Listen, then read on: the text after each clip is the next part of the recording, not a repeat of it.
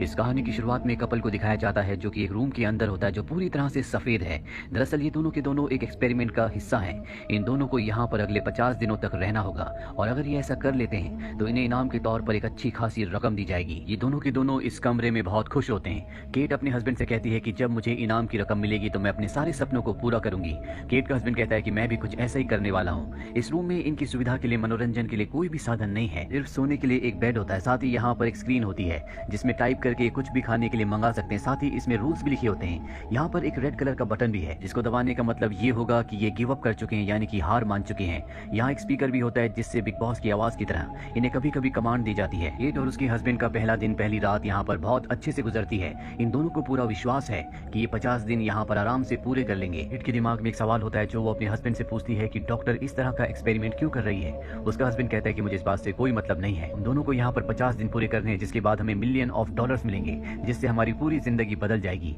Cat यहाँ पर balance life जीने की कोशिश कर रही होती है। वो योगा करती है और हर काम को टाइम पर करती है, जबकि उसका हस्बैंड ज्यादातर घड़ी को ही देखता रहता है जो कि रिवर्स काउंट में चल रही होती है, यानी कि जब इनके दिन पूरे हो जाएंगे तो घड़ी से इन्हें पता चल जाएगा। साथ ही वो यहाँ पर अपने दिमाग में अजीब अजीब सी चीजों को सोच रहा होता है, जैसे इस कमरे का, इस पूरे घर का रंग पूरी तरह से सफेद क्यों है। केट उसे समझाने की कोशिश करती है कि तुम्हें इन सब चीजों के बारे में नहीं सोचना चाहिए बल्कि तुम्हें रूटीन में रहना चाहिए, और वो केट की बातों पर ध्यान नहीं देता। दरअसल वो रात को लेट सोता है, इसीलिए उसकी नींद भी पूरी नहीं हो रही होती, जिस वजह से उसका मन धीरे धीरे उदास होना शुरू हो जाता है। केट उसे समझाती है और कहती है कि तुम्हें अपनी रूटीन को बदलना होगा। वो उसे रनिंग करने के लिए कहती है। वो उसके कहने पर रनिंग करता है, जिसके बाद ये दोनों डांस करते हैं, बच्चों की तरह खेलते हैं। अब अगले दिन दिखाया जाता है जहाँ पर केट के हस्बैंड को पहली बार उन दोनों के अलावा एक और जिंदा चीज इस कमरे में दिखती है जो कि एक कीड़ा होता है। वो उससे बातें करना शुरू कर देता है। साथ ही वो उसे पीने के लिए दूध भी देना चाहता है क्योंकि उसे पता है कि यहाँ पर खाने के लिए कुछ भी नहीं है। तभी कमरे में आवाज आती है और उसे बताया जाता है कि रूल्स के खिलाफ है, यहाँ पर खाने पीने का सामान सिर्फ तुम दोनों के लिए है, तुम ऐसा नहीं कर सकते। अब वो कहता है कि अगर मैं ऐसा नहीं कर सकता तो मैं लाल बटन दबा रहा हूँ और ये हम दोनों के लिए नहीं होगा बल्कि इस कीड़े के लिए होगा क्योंकि ये यहाँ पर भूख से मर जाएगा। केट उसे समझाने की कोशिश करती है कि तुम्हें ऐसा नहीं करना चाहिए, वो आवाज बार बार हमें रोकने के लिए नहीं आएगी और अगर हमने लाल बटन दबाया तो हम इस गेम को हार जाएंगे। केट का हस्बैंड कीड़े को नीचे रखकर उसे समझाने की कोशिश कर रहा होता है कि हम दोनों के लिए मैं बटन नहीं दबा रहा बल्कि इस कीड़े के लिए दबा रहा हूँ। केट कहती है कि ऐसा मत करना।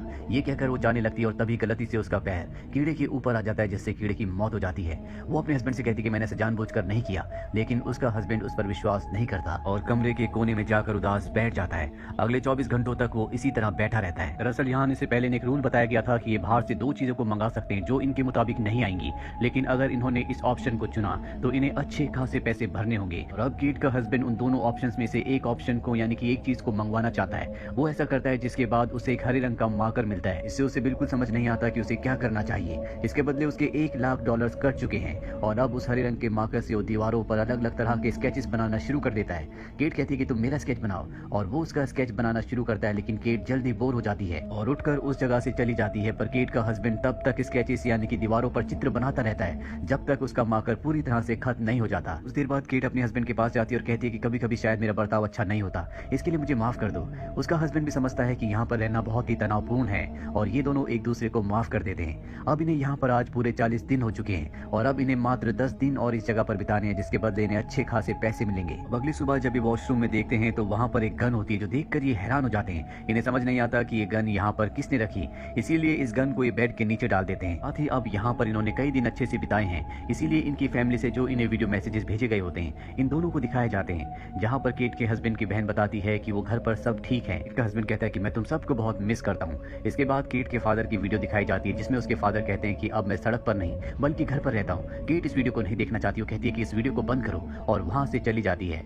रात को दोनों के दोनों सो जाते हैं। सुबह केट का हस्बैंड तो उठ जाता है पर केट नहीं उठती क्योंकि उसने बहुत ज्यादा टेंशन ली होती है। इस वजह से वो दिमागी तौर पर डिप्रेस हो चुकी है। केट अगली सुबह अपने हस्बैंड को बताती है कि मैं अपने पिता से कभी बात नहीं करना चाहती, उन्हें कभी नहीं देखना चाहती क्योंकि वो बहुत ज्यादा शराब पीते थे। उन्होंने कभी मेरे स्कूल की कॉलेज की फीस नहीं भरी और एक यही कारण था कि मैंने कभी तुम्हें उनके बारे में नहीं बताया। केट का हस्बैंड इस बात पर ज्यादा रिएक्ट नहीं करता और उसका दिल बहलाने की, उसे खुश करने की काफी कोशिश करता है, लेकिन केट को इस बात से कोई फर्क नहीं पड़ता।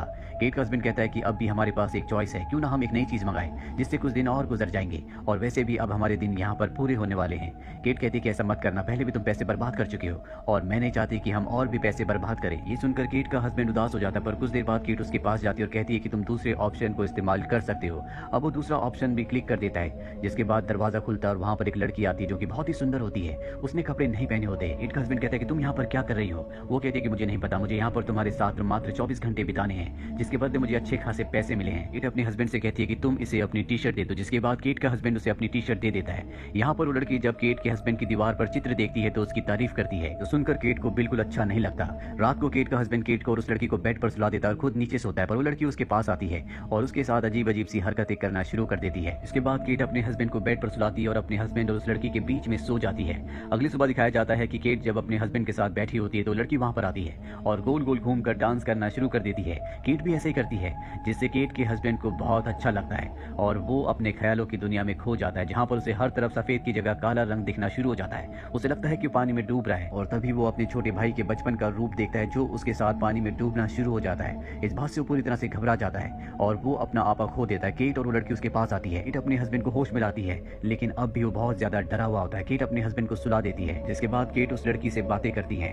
कुछ देर बाद जब केट का हस्बैंड होश में आता है तो वो देखता है कि वहाँ पर केट नहीं है, वो वॉशरूम में होती है और तब वो उस लड़की के पास जाता है जहाँ पर ये दोनों की दोनों बातें करना शुरू कर देते हैं, जहाँ ये एक दूसरे को अपनी जिंदगी के दुख, अपनी जिंदगी के दर्द को शेयर कर रहे होते हैं, जिससे केट का हस्बैंड इमोशनल हो जाता है। वो लड़की उसे संभालने के लिए, उसे कंसोल करने के लिए उसका हाथ पकड़ लेती है और तभी केट वहाँ पर आ जाती है जो इन दोनों को एक दूसरे का हाथ पकड़े हुए देख लेती है।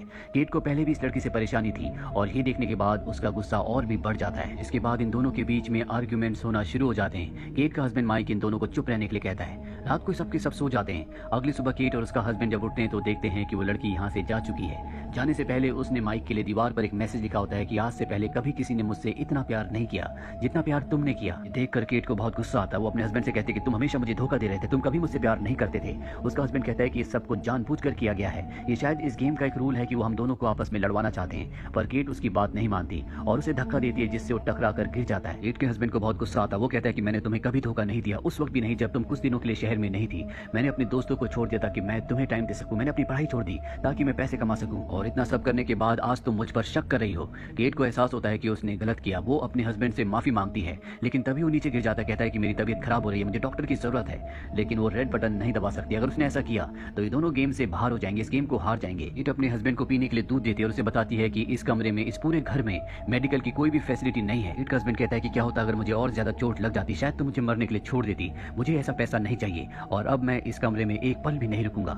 वो खड़ा होकर रेड बटन दबाने के लिए जाने लगता है, पर तभी केट गन उठा लेती है और उसे गन पॉइंट पर ले लेती है। वो अपने हस्बैंड से कहती है कि अगर तुम बाहर गए तो मैं तुम्हें गोली मार दूंगी, लेकिन उसका हस्बैंड उसकी बात नहीं मानता। वो रेड बटन दबा देता और यहाँ से बाहर चला जाता है, जिसके बाद केट इस कमरे में अब अकेली रह चुकी है। अगली सुबह जब वो उठती है तो उसे यहाँ पर बिल्कुल अच्छा नहीं लग रहा होता। उसे पूरा का पूरा एक कमरा काटने को आ रहा होता है। वो अपने हस्बैंड के स्केचेस को दीवार पर देखती है, जिससे वो उसे याद करना शुरू कर देती है और उसे अपनी गलती का एहसास है। उसे इस गेम को जीतने के लिए मात्र 2 और दिन यहाँ पर बिताने हैं। उसे 48 दिन यहाँ पर हो चुके हैं, लेकिन अब वो यहाँ पर एक पल भी नहीं रहना चाहती।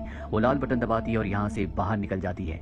इसके कुछ महीनों बाद दिखाया जाता है कि केट का हस्बैंड रनिंग करता हुआ केट के घर के आगे से गुजरता है। यहाँ वो केट को देखता है। दरअसल उस कमरे से निकलने के बाद ये आज पहली बार मिले हैं। ये दोनों के दोनों वॉक करते हुए खाना खाने के लिए निकल पड़ते हैं, जहाँ पर केट का हस्बैंड केट से पूछता है क्या तुमने उस टास्क को पूरा किया।